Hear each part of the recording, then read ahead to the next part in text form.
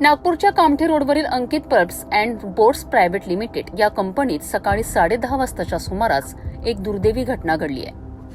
Plant in-charge Hiralal देवसा यांनी दिलेल्या माहितीनुसार सकाळी रिएक्शन सुरू असताना एका रिएक्टरमध्ये हलके स्टीम लिकेज निदर्शनास आलेत.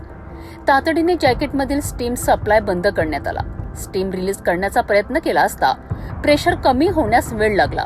त्यावेळी रिएक्टरमध्ये पाऊण किलो प्रेशर जमा झाले होते. याच दरम्यान डमी होलच्या नेकपासून फ्लॅन्स अचानक उखडलेत आणि खाली पडलेत.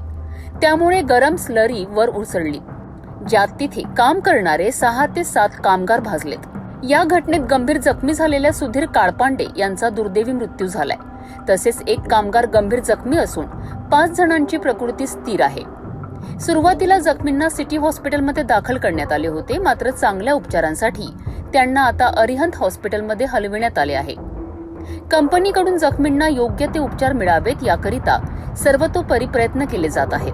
या घटनेमुळे कंपनीतील सुरक्षा व्यवस्थेवर प्रश्नचिन्ह निर्माण झाले आहे आणि या प्रकरणाची सखोल चौकशी होणे अपेक्षित आहे.